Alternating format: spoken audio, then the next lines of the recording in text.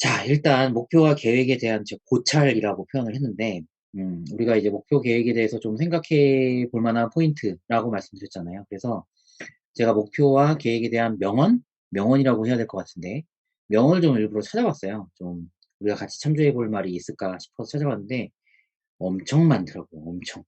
음. 요걸 한번 좀 보면서 여기다 제 생각을 얹어서 같이 한번 좀 얘기를 좀 해보려고 합니다. 자, 일단 첫 번째 요겁니다. 위에 영어 됐고요. 사람 누군지도 됐고요. 여기 내용 보시면 목표란 절대 씌워서는 안 된다. 왜냐하면 그 목표가 당신을 움직이게 하기 때문이다. 물론 그것들이 당신을 힘들게 할 수는 있지만 말이다. 뭐 요런 얘기가 있어요. 이런 명언이 있는데 이 부분에 여러분 동의하세요? 그런 것 같으세요? 아닌 것 같으세요? 맞는 말 같으세요? 어, 조금 갸우뚱하실 만한 상황일 수 있다. 동의하시는 분도 당연히 계실 거고 아니라고 생각하시는 분도 계실 것 같은데 요 얘기로 한번 시작을 좀 해보도록 할게요. 여러분 요 그림 이런 이거 원래 속담 맞추기 퀴즈 뭐 이런 건데 요 속담이 뭘까요?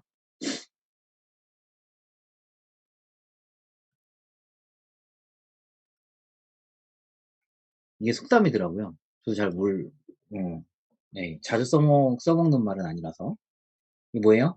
호랑이 그리려다가 고양이를 그렸다. 뭐 이런 거예요. 그쵸, 그쵸. 그렇죠. 상호마님. 그러니까 이게 이 두 가지 의미가 있어요. 첫 번째는 호랑이를 그리려다가 그냥 고양이를 그렸다라는 얘기는 뭐 예를 들면 용두사미 같은 느낌이에요. 처음에 거창하게 시작을 했다가 나중에 이게 뭐야? 이제 이렇게 됐다라는 얘기가 이제 실제 속담의 뜻인데 사공왕님 같은 경우에 지금 해석하신 거 호랑이 그리려면 고양이라도 그린다. 그러니까 호랑이를 그리려고 노력하다 보면 어쨌든 고양이라도 그리는 거 아니냐라는 생각을 할 수가 있어요. 그죠? 그래서 이게 이를테면은 이제 이런 이슈인 거예요. 그 목표를 좀 크게 잡는 게 좋은 거냐, 아니면 오히려 작게 잡는 게 좋은 거냐라는 이슈인 거거든요. 사실 둘 다 의미는 있습니다. 목표를 크게 잡는 것도 크게 잡는다는 의미가 있고, 아까처럼 큰 높이, 큰 목표를 향해서 가다 보면 중간이라도 가니까 그건 의미 있는 거 아니야? 당연히 이렇게 볼 수 있고, 두 번째는 할 수 있는 작은 목표부터 가는 게 나은 거 아니야? 이렇게 볼 수도 있어요.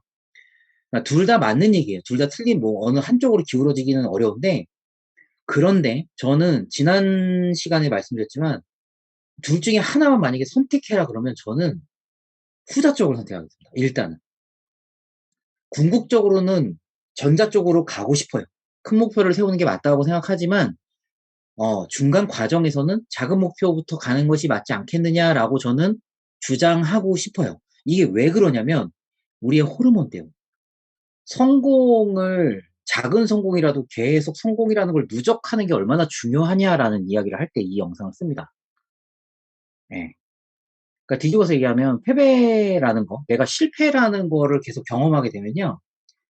일어나지 못하게 되는 이제 이런 상황이 생길 수가 있다는 거. 이게 반드시 그냥 운동으로만 일어나는 게 아니라는 건 너무 당연히 아실 거고, 내가 소위 성취감을 느낄 것이냐, 반대로 어떤 패배나 좌절감을 느끼는 것이냐에 따라서 그 다음의 행동을 또 결정을 해버려요, 얘가. 몸이 기억을 한다라는 얘기예요. 되게 중요한 게.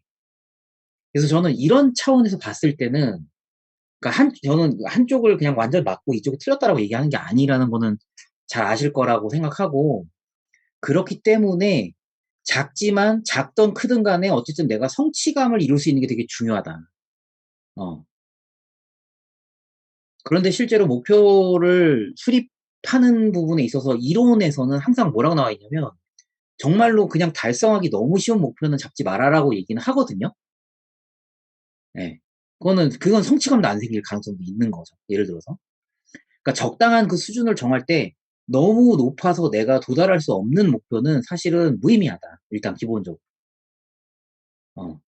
그러기 때문에 그거를 대체할 수 있는 게 뭐냐면 진짜 해야 되면 그렇게 정말 죽어도 해야 된다라면 그러면 당위성이 부여가 되는 것이고요. 만약에 그게 안 되면은 내가 안 되는 이유를 내가 만들잖아요. 문제가. 처음에는 될 것처럼 생각해서 목표를 그렇게 잡아놨다가 시간이 지나서 뭔가 달성하는 게 되게 어려워지면 스스로 "아유 나는 뭐 원래 그렇지." 이렇게 하면서 꺼진단 말이에요. 그건 안 된다는 거지 그건. 네.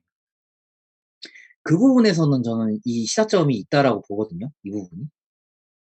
그래서 특히나 뭔가 잘게 쪼개 가지고 목표를 내가 일단은 어쨌든 약간은 어렵지만 그래서 약간 어려운 수준으로 잡으라고 보통 이제 그게 보통 결론인데 목표를 성취감이 느낄 정도의 목표야 성취감을 느낄 정도의 목표여야 되니까. 그러면은 그걸 하기로 해서 진짜 죽어도 해야 된다라고 한다면 그럼 정말로 해야 돼요. 해서 성취감을 맛봐야 돼요. 그래야 더 큰 걸 잡아갈 수가 있어요 그다음부터. 네. 이해되셨나요? 음. 너무 쉬운 거를 얘기하는 건 아니에요. 지금 이 복싱이 쉬운 걸로 보이세요? 그건 아니잖아요. 그죠? 어. 그러니까 성취의 경험은 굉장히 중요하기 때문에 달성할 수 없을 만큼의 아주 높은 목표는 오히려 나를 더 해칠 수가 있고 되게 나를 마비시킬 수가 있다. 일단 이런 얘기를 하고 싶은 거고 대신에 도전적 어느 정도 도전을 해서 성공할 수 있는 거라면 그 정도로 내가 목표를 잡았다면 그건 반드시 성공을 해 버려야 돼요. 그리고 그 성공 경험이 그다음 거를 다시 불러줍니다. 네. 그런 의미로 이거를 한번 보시면 될 것 같아요. 괜찮으세요? 네. 오케이 좋습니다. 자 그러면 이제 다음 걸로 좀 가 볼게요. 그래서 이제 다른 쪽에 이제 명언들을 갖고 왔는데 이거예요. "당장 달성할 수 있는 작은 성공을 거듭해 나가도록 계획을 세우는 게 바람직하다."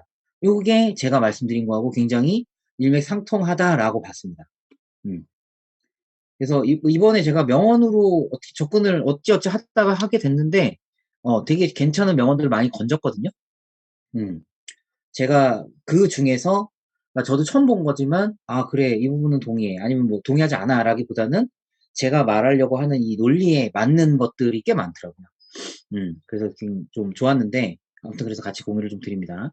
자 그래서 요걸 가지고서 정리를 다시 한번 하면 일단 첫 번째는 뭐냐면 성공 경험이 되게 중요하다. 예. 지금까지 말씀드렸던 거.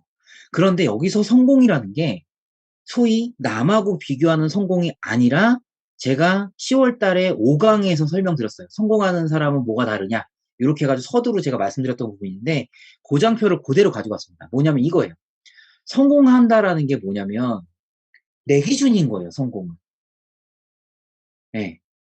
그러려면 남의 기준에서 맞추지 말고 내가 원하는 게 뭔지를 알거나 찾거나 그걸 실행해서 결국은 쟁취해 내는 게 성공이거든요. 그렇기 때문에 큰 성공이냐 작은 성공이냐가 중요하지 않다. 남들의 잣대에서 비교했을 때 거기서 바라봤을 때 그 성공의 크기가 중요한 게 아니다. 나한테가 훨씬 더 중요한 거다. 그리고 제가 말씀드렸던 게 뭐냐면 여기 요 화살표부터 빨간 부분 빼고서 그때 말씀드렸어요. 그러니까 성공의 방식을 만드는 게 중요하다. 그리고 그게 제가 지금 말씀드리고 있는 계획이다. 이 얘기입니다.